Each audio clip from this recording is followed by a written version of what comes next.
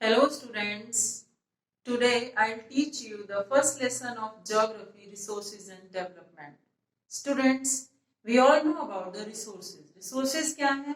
वो चीजें हैं, वो materials हैं जो हमारी daily life में हम use करते हैं. For example, petrol, wind, water.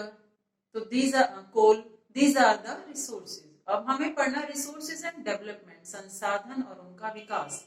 तो ये संसाधनों को हम कैसे इस्तेमाल करते हैं, कितने इसके डिविजन्स हैं, क्लासिफिकेशन है, किस तरह इसको यूज किया जाता है और कैसे इसका डेवलपमेंट हुआ. तो आइए देखते हैं व्हाट इज रिसोर्स. तो first of all we'll know about the resources. Resources are the material which we have got value and use to satisfy our needs. Resources वो होते हैं जिनकी कोई वैल्यू होती है, जो जरूरी होते हैं और हमारी जरूरतों को पूरा करते हैं. फॉर एग्जाम्पल कोयला है, वाटर है, पानी है, विंड है, पेट्रोल है. ये सारी चीजें हमारे रिसोर्सेज के अंदर आते हैं.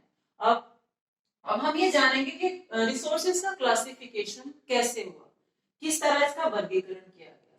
First of all we'll divide resources into two parts, biotic and non biotic. अब बायोटिक रिसोर्स कौन से होते हैं? जो लिविंग बींग्स, जिनके अंडर लिविंग बींग्स आते हैं, यानी जिंदा चीजें आती हैं, जैसे फ्लोरा है, फौना है, फिशरीज है. फ्लोरा क्या है? जितने भी ऑल टाइप्स ऑफ प्लांट्स हैं, ऑल टाइप्स ऑफ एनिमल्स हैं. तो ये सारे हमारे लिविंग बींग यानी बायोटिक के अंडर आते हैं. सेकेंड है नॉन बायोटिक यानी नॉन लिविंग, जिनमें जो जिंदा नहीं होते, जान नहीं होती. रॉक है, मिनरल है, सन है, वो these are the non biotic. अब रिसोर्सेज को देखते हैं किस किस बेसिस पर हमने इसको डिवाइड किया गया है या क्लासिफाइड किया है. First of all on the basis of exhaustibility. सबसे पहले रिसोर्स को हमने एग्जॉस्टिबिलिटी के बेस पर डिवाइड किया. एग्जॉस्टिबिलिटी है कि ये चीजें खत्म होने वाली हैं या नहीं. अब इसका एग्जॉस्टिबिलिटी का फर्स्ट देखते हैं. एग्जॉस्टिबिलिटी के अंदर हमारा जो फर्स्ट पार्ट आता है वो रिन्यूएबल रिसोर्स. रिन्यूएबल रिसोर्स का मतलब होता है वो रिसोर्सेज जो बनते रहते हैं और यूज होते रहते हैं, यानी जिनकी साइकिल चलती रहती है, जैसे सन, वाटर, विंड, फॉरेस्ट. ये सारी चीजें क्या खत्म होने वाली नहीं है, इनको हम इस्तेमाल करते रहते हैं और ये निरंतर चलती रहती है. दीज आर द रिन्यूएबल, जिनको रिन्यू कर सकते हैं.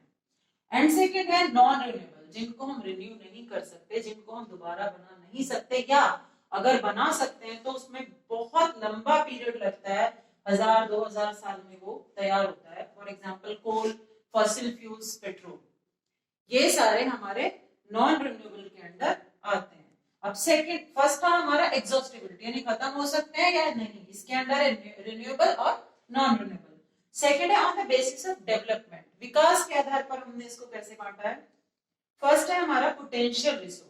पोटेंशियल रिसोर्स वो होते हैं हम जानते हैं कि हमारे पास हैं और उनका यूज फ्यूचर में हमें करना है, बट उनके यूज के लिए, उनको तैयार करने के लिए जो मेथड है, जो टेक्नोलॉजी है, वो बहुत ज्यादा एक्सपेंसिव है, इसलिए वो हमारे लिए थोड़ा मुश्किल हो जाता है. जैसे गुजरात और राजस्थान में जो potential solar and wind energy, बहुत सारे सोलर एनर्जी है, विंड एनर्जी है, बट उसको जनरेट करने में जो टेक्नोलॉजी यूज होगी वो बहुत एक्सपेंसिव है. तो utilisation has not been started because technology is expensive. इसकी जो टेक्नोलॉजी है बहुत ज्यादा महंगी है. इसी के अंदर हमारा सेकंड आता है डेवलप्ड रिसोर्स. वो रिसोर्स जो डेवलप्ड हैं, जिनको हम जानते हैं और जिनको हम इस समय यूज कर रहे हैं. कोल है, वुड है, एटसेट्रा. यहाँ पर आ जाता है हमारा बेसिस ऑफ डेवलपमेंट के आधार पर पोटेंशियल, फिर डेवलप्ड. थर्ड है स्टॉक. स्टॉक रिसोर्सेज वो हैं जो हम we don't know about their use and convert. हम ये नहीं जानते कि उनका यूज कैसे करना है, या अगर जानते भी हैं तो वो टेक्नोलॉजी बहुत ज्यादा एक्सपेंसिव होती है. For example H2O, but don't understand how to convert H2O to the hydrogen.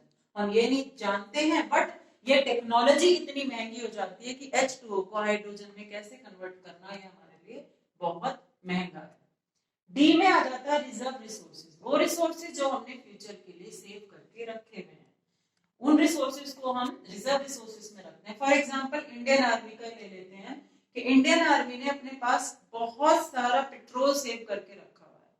तो इन फ्यूचर अगर वॉर होती है तो उस वॉर में अगर क्योंकि पेट्रोल सप्लाई बंद हो जाएगी, तो उस समय पे उनके पास अपने टैंक्स, अपने प्लेन्स चलाने के लिए इतना रिसोर्स है, पेट्रोल है या अदर रिसोर्सेज है कि वो उसको यूटिलाइज कर सकें। तो हमारा रिजर्व रिसोर्सेज के अंदर आता है। थर्ड आता है हमारा on the basis of ownership. Ownership का मतलब है कि कौन सा रिसोर्स पे किसका हक है, ये सब ओनरशिप के अंदर आता है। इसके अंडर में 4 पॉइंट्स हैं। इंडिविजुअल रिसोर्स, यानी इंडिविजुअल रिसोर्स का मतलब है किसी एक व्यक्ति का उस रिसोर्स पे अधिकार होना। For example land, house, car, phone, ये जिसकी किसी कोई चीज पे अपना अधिकार होना, इंडिविजुअल रिसोर्स के अंदर आता है। सेकेंड है कम्युनिटी रिसोर्स, यानी बहुत सारे लोगों का मिलकर जिस पे अधिकार होता है। For example society, park, colony, वहां बहुत सारे लोगों का उस पर अधिकार होता है। थर्ड आता है नेशनल रिसोर्स, यानी राष्ट्रीय संसाधन। इसके अंदर हम ट्रेन है, रोड है, लेक्स एक्सेट्रा ले सकते हैं। ये सारी चीजें जो कि नेशनल धरोहर है, सबकी धरोहर है देश की।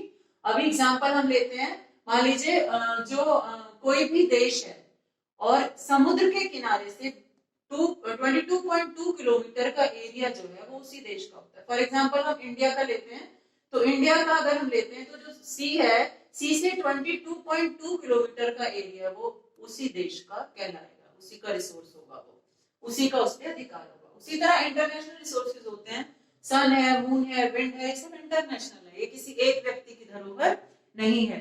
सन पर, मून पर किसी एक देश या किसी एक व्यक्ति का अधिकार नहीं है। तो ये सारे on the basis of ownership हमने डिवाइड किए हुए हैं। अब यहां तक हमारा डिवीजन हो गया। अब आगे जाता है सस्टेनेबल डेवलपमेंट, यानी सतत विकास। अब इसको आगे निरंतर यूज करने के लिए इसको कैसे यूज करना, निरंतर ये चलता रहे, तो इस रिसोर्स को हम कैसे यूज करेंगे, लिमिट्स में यूज करेंगे। और उस लिमिट्स में यूज करने के लिए कुछ इसके अंदर प्लानिंग आती है। फर्स्ट है रिसोर्स प्लानिंग इन इंडिया। अब रिसोर्स प्लानिंग इंडिया में क्या है, उसका फर्स्ट स्टेप क्या है? फर्स्ट स्टेप है कि गवर्नमेंट को ये फाइंड करना होता है कि कौन सा रिसोर्स कहां पर उपलब्ध है, कौन से स्टेट में उपलब्ध है, कहां पर उपलब्ध है। जैसे कि एग्जांपल लेते हैं, कोयला है, झारखंड, छत्तीसगढ़ या एमपी में कोयला मिलता है, तो गवर्नमेंट डिसाइड करती है, पहले ढूंढती है, फाइंड आउट करती है कि कौन सा रिसोर्स कहां पर है। ये फर्स्ट स्टेप के अंदर आता है। सेकेंड स्टेप है हमारा planning of structure with appropriate technology, यानी अब उस रिसोर्स के मिलने के बाद किस टेक्नोलॉजी के थ्रू हम उस रिसोर्स को यूटिलाइज करेंगे। सेकेंड स्टेप में आता है what is the best method. अब उसका बेस्ट मेथड क्या है, किस तरह से हमको उसको यूज कर सकते हैं, लिमिट्स के थ्रू वो स्टेप तैयार किए जाते हैं, वो प्लानिंग तैयार की जाती है। Third step matching the resources development plans with overall development plans, यानी इसके अंदर क्या होता है कि जो रिसोर्स है उसको according to future plan and demand और फ्यूचर प्लान के अकॉर्डिंग हम वो रिसोर्स को यूज करते हैं। यानी फ्यूचर में कितनी डिमांड है और एट प्रेजेंट हमें कितना उसको यूज करना है, तो ये सारी प्लानिंग भी गवर्नमेंट करती है। तो ये हमारा सस्टेनेबल डेवलपमेंट के अंडर आता है। तो students, today we have studied about the resources, their classification, their distribution and sustainable development. And in next video we will know about the other part. Thank you.